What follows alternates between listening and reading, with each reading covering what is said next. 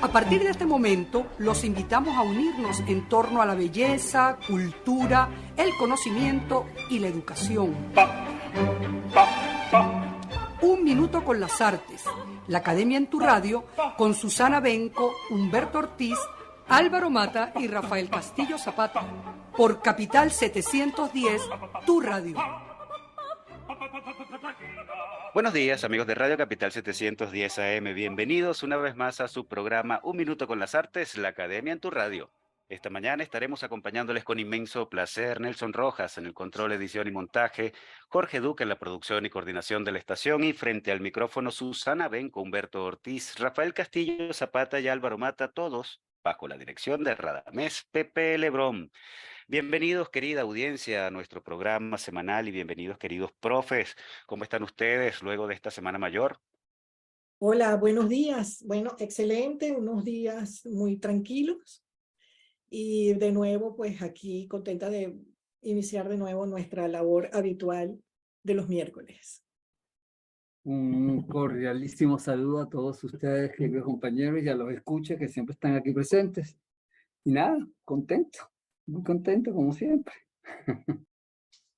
Esa alegría que nunca acaba. Bueno, hoy vamos a tener también una experiencia feliz, seguramente. Como siempre, estamos acostumbrados a ofrecerle a nuestra audiencia.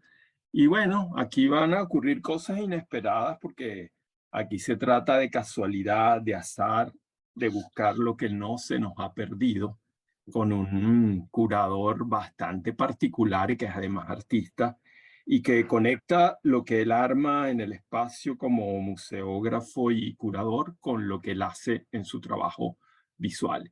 Y bueno, va a ser una experiencia, estoy seguro, súper enriquecedora. Tenemos un invitado que se deja llevar por su propia pasión y probablemente no vamos a tener que trabajar hoy, sino que él va a decirlo todo. Bueno, bienvenido al programa, nuestro invitado de hoy que va a presentar oficialmente Álvaro Mata.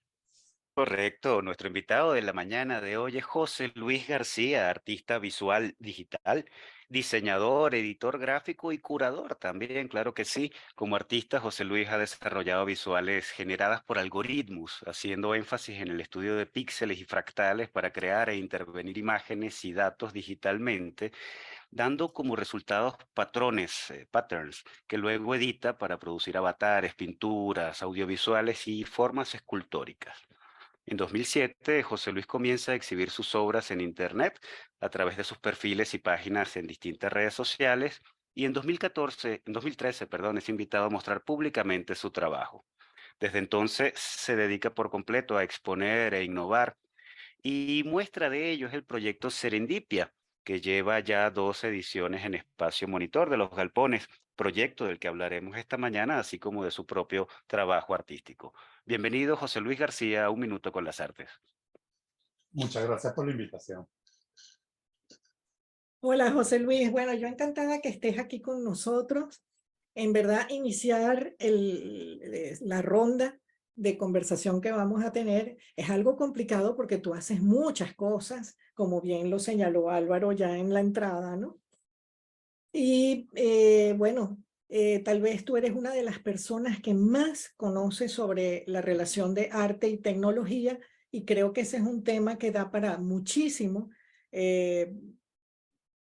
No solamente en tu obra en particular, sino también en lo que está ocurriendo actualmente en el arte contemporáneo. Ahora, yo me voy a centrar en tu trabajo en este momento.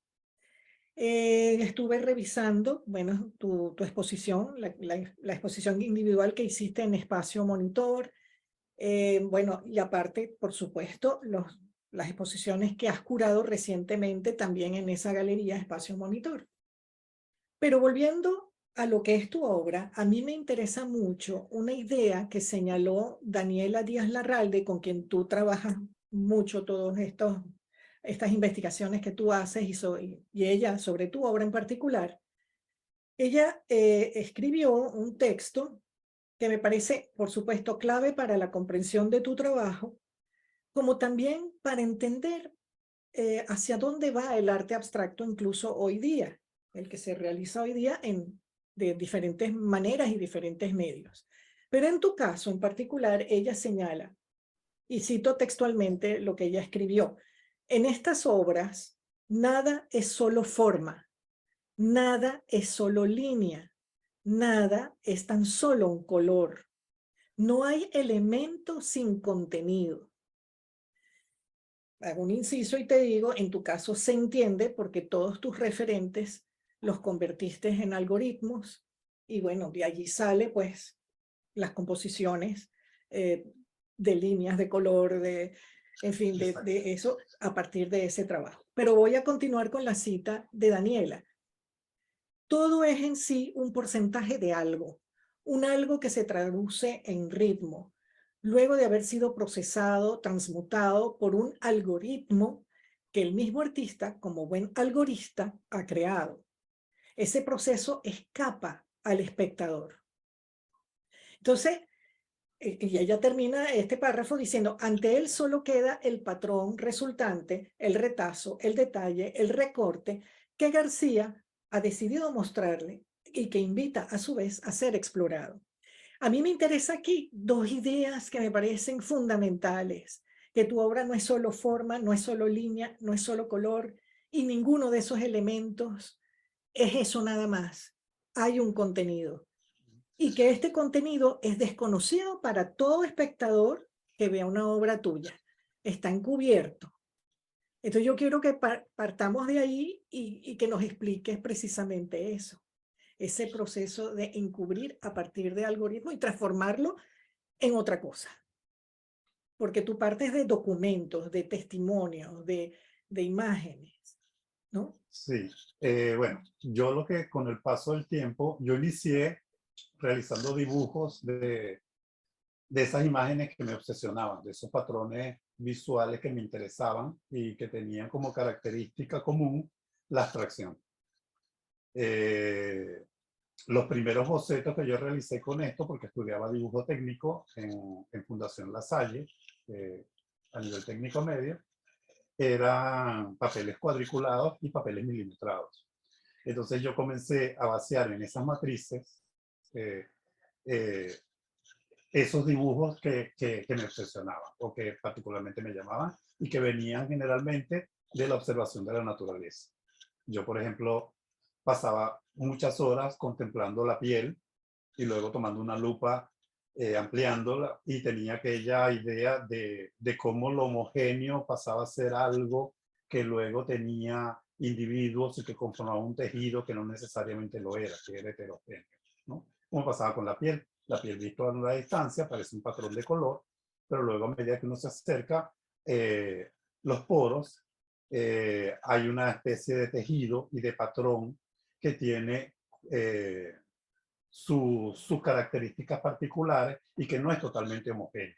Es decir, para mí en la vida todo lo material, a pesar de que luce homogéneo, está constituido por individuos, ¿no? Entonces yo trataba de llevar esa idea a, digamos, a lo visual. Y siempre me interesó la pintura como medio. Yo inicié fue realmente pintando en educación artística y hacía lo habitual.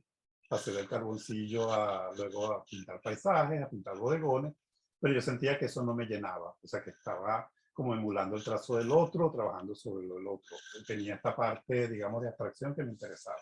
Con el tiempo, eso fue evolucionando, yo seguía haciendo los ejercicios y comencé a investigar por mi cuenta sobre la abstracción y sobre el arte conceptual. Y mi idea era no abandonar esa representación de esas intencionalidades pictóricas que tenía, pero al mismo tiempo generar un concepto con ellas, ¿no? No quería que fuera solo la imagen, ¿no? Solo una cuestión retiniana o solo una cuestión estética o solo una cuestión de efectos. Debo acotar que yo crecí, mis primeros 15 años los viví en Ciudad Guayana y mis referentes eran, digamos, desde el arte, las obras que ven en los espacios públicos, que normalmente eran maestros de la abstracción venezolana, ¿no? Principalmente cinético, Jesús Soto, Carlos Cruz Diez y luego cuando conocí Guri, las obras de Alejandro Otero. Entonces, digamos que ese carácter efectista que yo veía, había unos ritmos en las obras de ellos que me llamaban la atención, pero el carácter efectista que tenía la obra, digamos desde el cinetismo, para mí era como literal, en el sentido de que lo entendía, pero no lo veía aplicado a mi trabajo.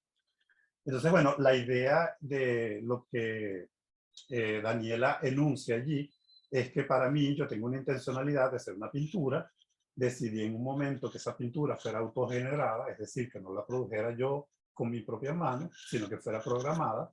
Entonces allí está la parte del algoritmo, y luego yo quería que esa intencionalidad fuera como la premisa para que a partir de allí se generaran pinturas. Entonces, digamos, yo tengo como un patrón, como decir la piel, y uno observa varios individuos y tiene el mismo tipo de tejido, pero de un individuo a otro varía en color, varían las formas y varían los tamaños de los poros. Entonces allí llegué a la idea de parametrizar. Entonces cada uno de esos elementos y rasgos formales que constituyen una obra, línea, forma, color, ubicación de los elementos, composición, yo establezco parámetros dentro de los algoritmos que permiten eclosionar esas formas. En algún momento yo comencé a generar esas obras de modo aleatorio, ¿no? Eran interesantes los resultados, pero luego entendí, ya teniendo yo 19 años y trabajando en el Diario de Caracas, donde era infógrafo y todos los días me tocaba hacer 2 páginas con los indicadores económicos, que era mucha data. Entonces ahí aprendí a manejar base de datos. Entonces comencé a ver que los datos también eran un patrón, ¿no? Y que esos números y toda esa parte de la matemática también tenía como una emulación en la naturaleza, y ahí comencé a investigar en los fractales, etcétera, y todos esos modos de representación matemática de las formas de la naturaleza. Entonces comencé a decirme, bueno, porque yo no hago pinturas, esas pinturas que yo quiero programar, pero que esa parametrización encripte, contenga datos en sí.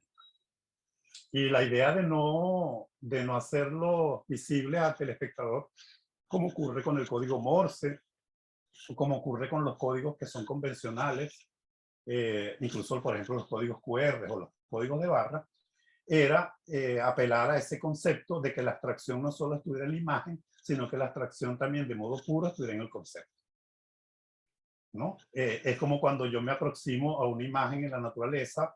Yo recuerdo que yo, por ejemplo, hubo un momento que yo iba y compraba en un restaurante en Caracas que era coreano, periódicos en coreano.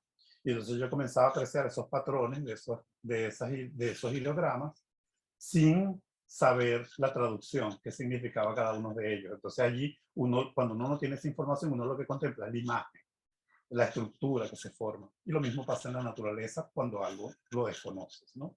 Como si tuviéramos acceso, por ejemplo, a nuestras cadenas de ADN, y lo que tenemos es mucho dato. O si entráramos dentro de Internet y ves cómo trasega toda esa cantidad de datos y tú no tienes como acceso a eso. Esa experiencia frente a mis patrones y frente a mi obra me interesa. Me parece desconcertante el hecho de que no solo la imagen sea abstracta, sino también la posibilidad de que lo que contiene no sea traducido por el espectador, sino como una abstracción. Entonces, básicamente, digamos, era una idea que yo creía en aquel inicio que era como otra de mis obsesiones, pero luego al volver y a presentarla ya en lo expositivo, y sobre todo cuando hice la individual secuencia inicial en espacio monitor, logré demostrar que realmente sí hay una conexión del espectador con eso, con que la idea de la abstracción no sea solo parte de una imagen. Porque luego esas derivaciones producen lecturas en los espectadores que no son las que desde donde yo parto. Por ejemplo, yo soy muy poco místico y mucha gente me ha dicho en algunas de mis obras que parecen mandalas o que parecen árboles que aluden a algún sistema religioso. Hay biólogos que me han dicho que aluden a estructuras vegetales o a estructuras animales, a células. De hecho, recuerdo que una de las obras allí la compró un médico y decía que era la representación de esa obra de un virus y una célula. Y realmente fíjate que todo eso partió, fue de la representación de un patrón y la eclosión que produjo una data específica que yo encripté en esa obra, dio como resultado eso. Entonces, bueno, de allí viene el concepto de lo que yo trabajo, que digo que todo es un sistema, que todo es un patrón, que todo es un tejido, y que así como existen esas formas o abstracciones como la matemática, yo estudié algo de matemáticas puras durante unos cuantos trimestres en la Universidad Simón Bolívar y sentía que cada vez que avanzaba en la carrera se volvía más abstracto. Creo que y luego que tú partas de esas abstracciones para representar, por ejemplo, la música o para representar imágenes, o cuando estudias, por ejemplo, las estructuras de ciertos vegetales como el brócoli o el caracol con la sección áurea, te das cuenta que ahí sí, que todo es como un sistema que puede tener una cierta enunciación precisa, pareciera tener una cierta precisión, pero detrás de esa precisión siempre hay una abstracción.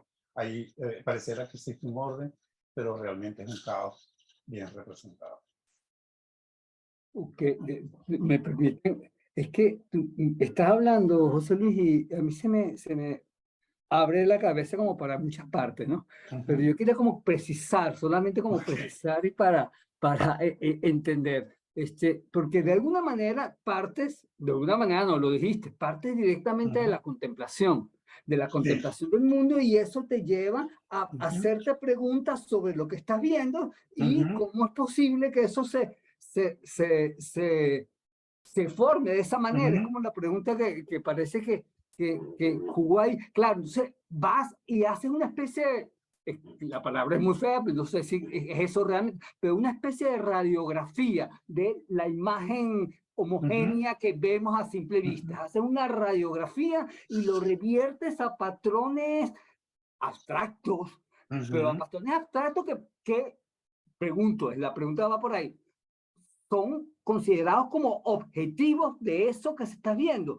Es una abstracción racional, pero supuestamente son patrones sacados objetivamente de la naturaleza, o ya hay un juego que intenta explicar verosímilmente la naturaleza. Ahí es como no sé cómo planteártelo, pero por ahí voy, porque esto tiene que ver con el conocimiento, con la manera de aprehensión de la sabiduría. Yo partí de la observación de la naturaleza, pero luego de inmediato no me interesaba el registro, como trabajan muchos artistas, ¿no? Y por Claro, eso... el registro exterior no te interesaba, el registro exterior. Exacto, no, y el registro exacto. Por ejemplo, si observo la piel y veo que tiene una estructura o otro tejido y tiene una estructura, por ejemplo, hexagonal y van pegados, van adosados entre sí, yo lo que intento es generar, desde mi perspectiva, estructuras propias. Pero con el paso del tiempo, lo que me ha dado, digamos, la elaboración de bueno, tengo casi 40 años haciendo los patrones, ya he generado más de 4.000 hasta la fecha, digamos que yo diría que son patrones propios. Sí, ok. Y con el paso del tiempo siempre descubro alguna imagen o alguna referencia desde la naturaleza que contiene eso, ¿no? Pero eso le ha pasado también a otros artistas. Daniela Díaz Larralde, que yo convoco a Daniela Díaz Larralde porque la conocí justo cuando yo vuelvo a exponer en Periférico Caracas, en el Centro de Arte de los Galpones, en ese taller curatorial, en esa exposición sobre algoritmos que hizo Erwin Villamizar como curador. Ella dio allí una ponencia sobre la obra de Youssef Merhi. Y yo cuando leí su tesis de cómo ella asociaba toda la parte literaria y conceptual de la obra de Youssef, me encantó porque me pareció una visión distinta a lo que yo había visto normalmente de los investigadores de arte, que normalmente se basan en características más formales de la obra, o digamos conexión con la parte filosófica, o de la línea de investigación directa. Yo sentí que ya habría como un núcleo allí, y yo dije, eso es lo que me interesa a mí en mi trabajo, porque a lo mejor yo estoy muy centrado en la imagen, en el contenido, porque además yo todos estos patrones también los considero cápsulas de tiempo, ¿no? Porque yo elijo además que voy a encriptar allí. Si es una canción, un titular del día, una estadística que me lleva. Yo he hecho obras desde las estadísticas de terremotos de Venezuela hasta encriptar canciones que me encantan, ¿no? Y con el paso del tiempo he depurado algoritmos hasta también para que cualquier cosa lo puedo llevar al alfanumérico y prácticamente encriptarlo. Entonces me planteaba ejercicios de encriptar otra imagen, de encriptar una fotografía, de encriptar un espacio y devolverlo a ese mismo espacio, por ejemplo. Todos esos ejercicios ya yo los he efectuado y sigo desarrollando ejercicios nuevos. Pero si algo me ha dado eso es que casi siempre esas imágenes que yo produzco desde lo humano tienen consigo con el tiempo alguna referencia de algo que es similar. Y lo que pasa es que yo siento que, bueno, la estructura espacial, digamos, si partimos de lo bidimensional o de lo tridimensional, siempre la representación del punto, la línea, y luego generar un polígono o una forma en el espacio, pareciera infinitas posibilidades. Pero cuando uno genera sistemas, y sobre todo partiendo de la matemática, eso que yo hablo de esa abstracción, pero que siempre se asemeja a la naturaleza, siempre hay formas como que caen. Entonces, yo pienso que somos partes de un mismo caos. Daniela, cuando investigó, por ejemplo, llegó con la obra de Verosco a ese concepto. Bueno, yo no conocía la obra de Verosco, había visto en el Malva, creo, en Buenos Aires, una escultura, pero no conocía su desarrollo de las flores autogeneradas, ¿no? Con plotters. Y cuando veo, él acuñó un término que llama epigenética, que luego Daniela lo lleva al concepto de mi obra, que tiene que ver con un carácter generativo que tienen las imágenes, que es similar al que ocurre biológicamente, ¿no? El que ocurre en la naturaleza. Y luego yo hace poco, sí, investigando para Serendipia, ya adentrándome un poco en filosofía. Lo que pasa es que yo no tengo tiempo para estudiar tanto filosofía, pero entonces se acudo a tesistas que puntualmente han investigado sobre temas y conexiones entre, por ejemplo, patrones, fractales y esa parte. Y llegué a un enunciado de Aristóteles, de 300 años antes de Cristo, donde él habla de la tecné, ¿no? Y de esa relación que puede existir entre lo artificial y lo natural. Y fíjate que entonces es algo que siempre ha estado presente. No, Y yo, bueno, de hecho, mi exposición secuencia inicial se llamaba así un poco porque establecía como una especie de sistema, y lo primero que salía era como un lema retador que decía, puedes encontrar el patrón. Porque yo siento que sí, que verdaderamente somos todos un sistema, y toda esa parte del caos que es la vida misma es representativo y es trasladable a la imagen, y no solo a la imagen, sino también al sonido, porque yo también luego he hecho intentos, no con el mismo desarrollo que la imagen, ha sido muy poco, pero espero seguirlo aumentando, de producir también patrones sonoros, ¿no? Sí, yo te voy a preguntar para aclarar solamente, yo creo que para la audiencia, tú elaboras un patrón a partir de algo que recibes de la afuera, se elabora un patrón, y ese patrón lo puedes traducir luego ya no a algo igualito de donde sale el patrón, sino traducirlo a una imagen exterior. Agarras el patrón y eso lo puedes traducir en un espacio musical. Eso es posible. Sí, existe esa transformar posibilidad. esa formulita, venía de la imagen, transformarla, luego elaborarlo en una imagen musical siguiendo el mismo patrón. El patrón significa eso. Como Sí, de hecho, he realizado el ejercicio de diversas maneras. Como tengo muchos años de desarrollo, he tenido la posibilidad, por ejemplo, en secuencia inicial, había una obra sonora que es la misma obra que yo había hecho en el año 89 para presentar en ese momento que yo intenté insertarme. Yo en esa época, la obra era una computadora, una instalación de un escritorio, una computadora y una impresora de forma continua con una caja de papel. El algoritmo era un algoritmo muy sencillo en BASIC, que lo que leía era una data de la Bolsa de Valores de Caracas, que yo tenía acceso a esa data porque hacía los indicadores económicos del Diario de Caracas, y eso producía un patrón pixelado. Y era una acción, porque el espectador pasaba, las impresoras de matriz de puntos, cuando imprimen por impacto, y ese impacto genera un sonido. Y ese sonido es un patrón que entonces tú sabes cuando está imprimiendo y cuando no. Es como un 1-0, pero hecho en sonido, ¿no? Y tiene un ritmo. Entonces, claro, esa acción era ese ritmo, ¿no? Y la impresión, y la acción terminaba cuando la caja de papel ya no tenía más. Yo repetí ese ejercicio para secuencia inicial, y en el momento en que estaba haciendo la programación, ya había conseguido la impresora matriz de puntos, que era antigua, etcétera, tembló en Caracas. Eso fue entre julio y agosto de 2018. Y entonces allí yo me metí en Fumbisis, porque estaba en mi taller, era de madrugada, y yo decía, bueno, ¿será que tembló? ¿O será que yo me estoy mareando y me va a dar algo? Pues tenía muchas horas trabajando. Y cuando entré a Fumbisis, había un Excel con todas las estadísticas, que yo no lo sabía, en internet de los temblores en Venezuela, en Caracas y en Venezuela, que además son muy frecuentes. Lo que pasa es que casi nunca, por la intensidad en Richter, no eran notables. Pues. Entonces yo comencé a sustituir esa data de la Bolsa de Valores de Caracas por la de los temblores, y esa obra la llamé Fuerza Natural, y grabé todo el sonido de la impresión y lo coloqué en sala. Entonces a partir de allí fue que comencé esa exploración, porque al imprimir o también el gesto también produce un patrón, y ese patrón es intrínseco a eso. Y si tú lo desencriptas, tiene el mismo poder de la imagen, porque tiene la misma información que la imagen. Entonces a partir de allí comencé a procesar unos algoritmos, tanto para traducir mis patrones a sonidos, que la mayoría son horribles, ¿no? Pero luego sí conseguí hacerlo a la viceversa, producir unos patrones, lo mismo que pasa con la imagen. La imagen no todas son horrendas con respecto a las datas, porque yo tengo una intencionalidad que parametrizo, y dentro de esa posible ecuación hay unos epicentros, hay unos núcleos, hay unas características de previsualización que, a pesar de que hayan variaciones, bueno, eso se puede ver un poco en la obra de Mondrian, por ejemplo, ¿no? Que son unas retículas con desplazamiento, que hay una variabilidad. Si uno parametriza eso, puede producir cientos de Mondrian. Y yo siempre lo que me planteé es que mis pinturas no fueran solo un cuadro, sino que esos patrones sean infinitos. Cada uno de esos 4000 patrones, yo podría producir 1000 obras con cada uno de ellos, y cada uno de esos trozos sería distinto. Es como la piel. La piel cubre todo el cuerpo, y cada trozo de la piel se parece todo, tiene una cierta homogeneidad, pero tú puedes sacar trozos, tienen esa misma particularidad.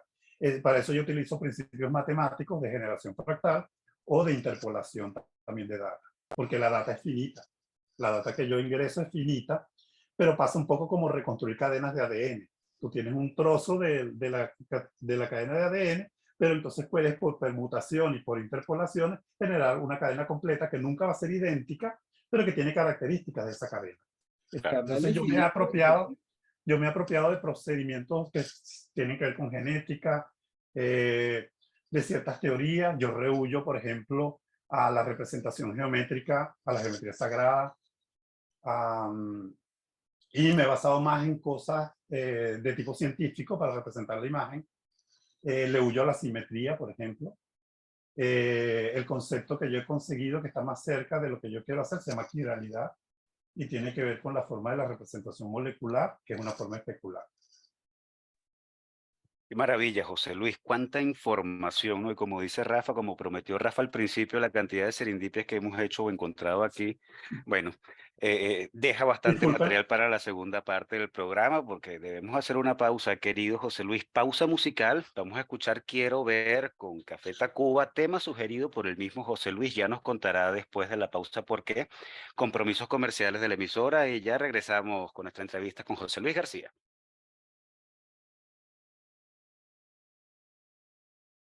Regresamos, amigos oyentes, después de haber escuchado a Café Tacuba, Quiero Ver, y bueno, por supuesto, los compromisos comerciales del emisor, y continuamos con nuestra conversa con José Luis García. Rafa, ¿qué tienes para nuestro invitado? Bueno, todos queremos ver. Y bueno, José Luis García nos empuja a ver de unas maneras muy impresionantes y apabullantes y abrumadoras, tal como lo pone en evidencia en su Serendipia 2 actual en Espacio Monitor, en Los Galpones. Como ustedes se habrán dado cuenta, queridos radioescuchas, José Luis García, como decía Daniel Arralde, es eh, algorista, un algorista, pero también al mismo tiempo un alegorista.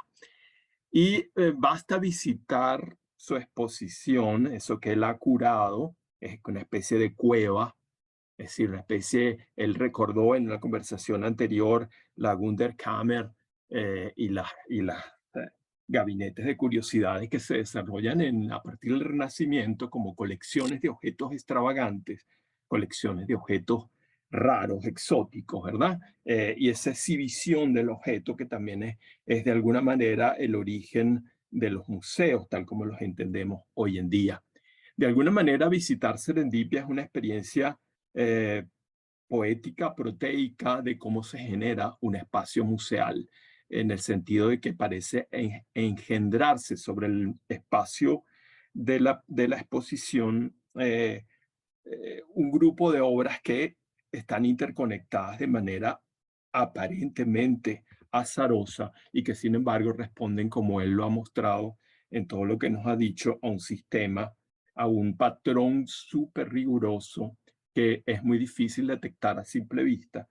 Y por eso la exposición es muy interesante, la experiencia de ir a ver la exposición, porque no es habitual que un curador esté presente siempre en sala. Por lo menos cuando yo visité la exposición estaba presente José Luis, y José Luis guía la exposición. Es decir, en la exposición él dice que tiene que ver con una vuelta a la contemplación, y es verdad, la exposición invita a contemplar las piezas singulares, ¿verdad? Pero al mismo tiempo invita también no solamente a lo óptico, sino a lo áptico, es decir, invita a tocar inclusive las piezas. Pero él proporciona un elemento adicional, que es lo acústico, porque él acompaña al espectador explicándole las piezas.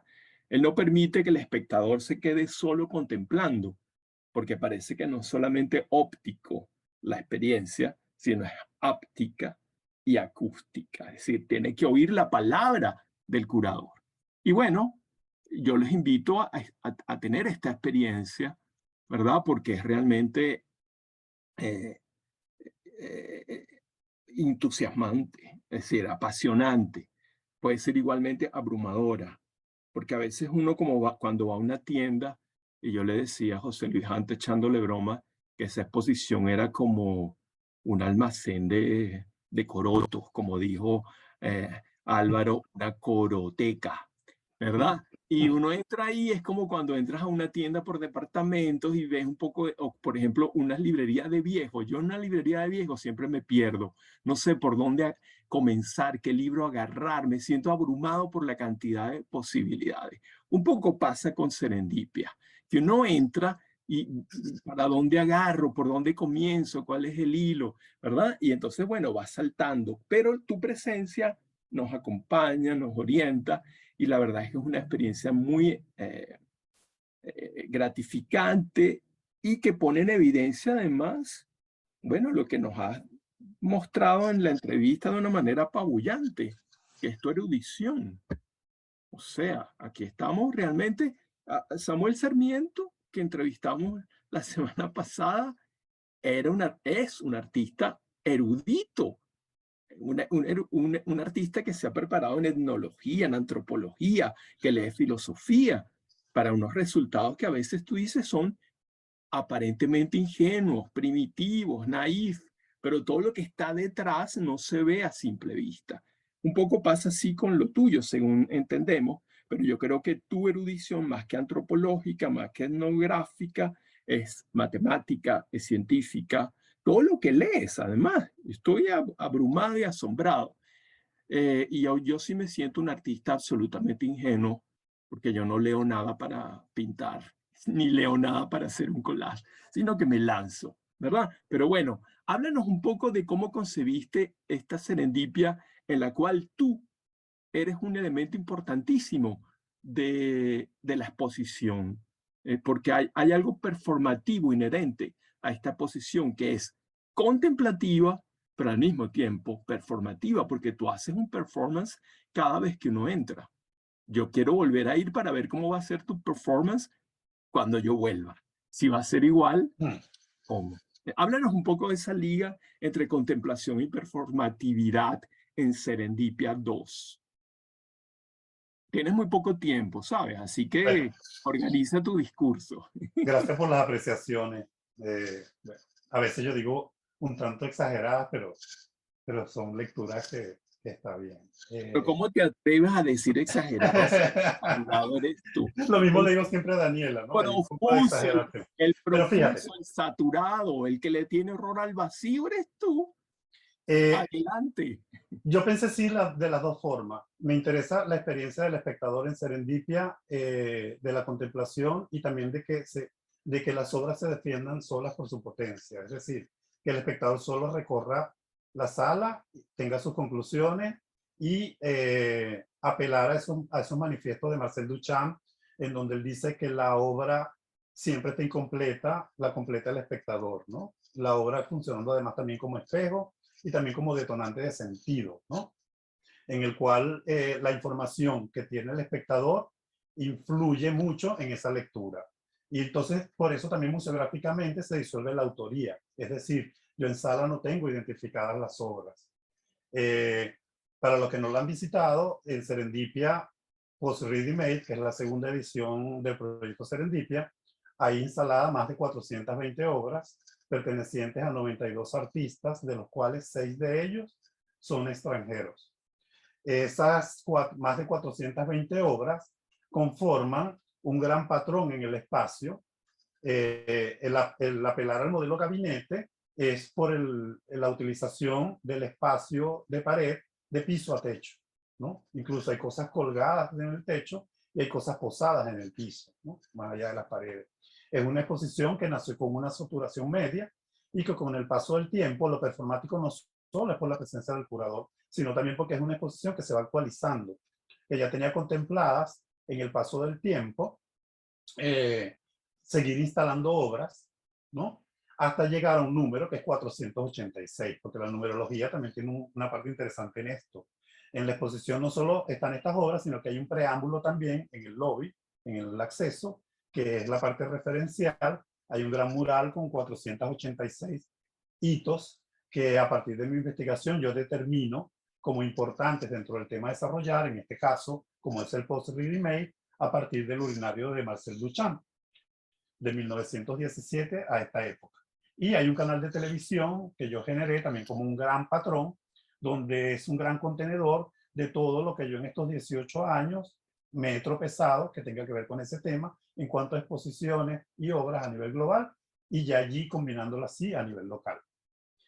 Por supuesto, todo esto es una gran acumulación y saturación que aturde al espectador a primera vista, pero que luego comienza a develar el carácter individual de cada obra por su potencia y un modo de contextualización muy particular, que sí se evidencia en el recorrido.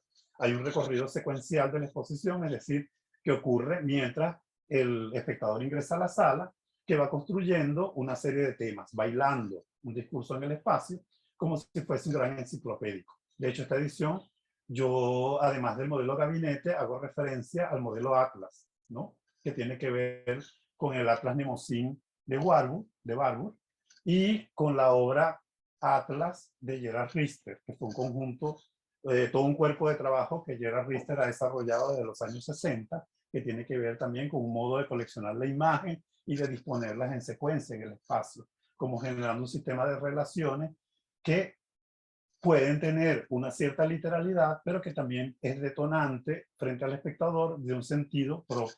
O sea que esa hilación de elementos puede construir discursos muy particulares en función de la información y el conocimiento que tenga el espectador. Eso en Serendipia Post-Ready Made es importantísimo. Y la parte performática, sí, yo la ideé no solo por el hecho del acompañamiento en sala, que lo hago yo normalmente los fines de semana y los días que puedo, y cuando no, lo complementa Luis Miguel Lacorte, el director de la galería, a quien yo le di acceso a toda la investigación y lo ha hecho muchas veces, que puede también él inducir ese recorrido en el caso de que el espectador tenga dudas o requiere un conocimiento más sobre el universo que hay detrás de cada una de esas obras, lo cual es muy enriquecedor. Para mí es importante esa experiencia porque es la manera en que noté desde la primera edición, a diferencia de Píxeles, que es un proyecto que nunca está acompañado, igual disuelve la autoría un poco en el espacio, pero en este caso sí yo sentí que hay una necesidad también de contribuir, digamos, en el panorama a un mayor conocimiento del arte contemporáneo por parte del público en general. El público en general tiene mucha reticencia de acercarse al arte contemporáneo porque siente que tiene que tener mucha información para poder leerlo. Y yo quería con estas exposiciones también enunciar el hecho de que no era necesario ser un gran conocedor del arte para acercarse a las obras, ¿no? Las obras, eso que yo hablo de la potencia, pues, ¿no? Entonces, y de la posibilidad de que las lecturas de las obras puedan ser también propias, ¿no? No inherentes necesariamente al creador. Entonces yo acompaño un poco en eso también para que haya una labor divulgativa y en cierto modo pedagógica a ese respecto, porque siento que debemos, o mi contribución desde lo que estoy elaborando, es también un poco crear una base cultural que nos permita luego hacer propuestas mucho más arriesgadas que esta. Serendipia es la segunda, pero yo tengo hasta ahora trazado 20 ejes temáticos que espero poder desarrollar a futuro. Y vienen temas que son mucho más complejos que este. En este también hay una actividad performática por lo del post. Entonces yo voy colocando post-its que van agregando información poco a poco en la muestra, que tienen que ver con esas citas que han hecho tanto manifiestos de Marcel Duchamp como de críticos de arte a lo largo de la historia sobre el tema. También es importante destacar que en esta exposición yo aprovecho para rendir homenaje a 6 personalidades del arte que perdimos recientemente. El curador Miguel García, que es el que yo cito y revisito con esta exposición como completando una trilogía o intentando hacer eso, porque las 2 exposiciones más emblemáticas que se han realizado sobre el tema del Ready Made en Venezuela, él las hizo. En 1997 la exposición Ready Made en el Museo Alejandro Otero, y en 2017, con motivo del centenario del urinario, se realizó en Espacio Monitor anti-Ready Made. Entonces yo con Post Ready Made le rindo un homenaje a ese curador que perdimos y que era el curador estable en la Galería Espacio Monitor. Y luego a los artistas Luis Lares, Luis Brito, Miguel Bondángel, Daniel Medina y Ali González, a quienes también perdimos en los últimos años. Y que formaban parte algunos del proyecto Anti-Ready Made, o los otros yo estuve conectado en las últimas exposiciones que hicieron como mostrador. Bueno, súper completa la información, José Luis. Solo invitar a la audiencia que se acerquen a ver esta maravilla que estará abierta hasta qué fecha. Bueno, pueden visitar Serendipia, está en una extensión. Originalmente inauguramos en diciembre, iba a estar hasta marzo, y ahora se extendió un mes más y tenemos la clausura el día 23 de abril. Estupendo, José Luis. Bueno, a Nos pueden nosotros, visitar, perdón, sí, de adelante. martes a sábado de 11 de la mañana a 6 de la tarde, y los días domingo de 11 de la mañana a 4 de la tarde. Agendado entonces, José Luis, y nosotros, bueno, lamentablemente se nos ha acabado el tiempo en nuestra conversación de la mañana de hoy. Queríamos agradecerte por acompañarnos. Muchas Estupendo. gracias Ha sido por la fantástico. invitación. No, gracias a ti, José Luis. Muy rica conversación.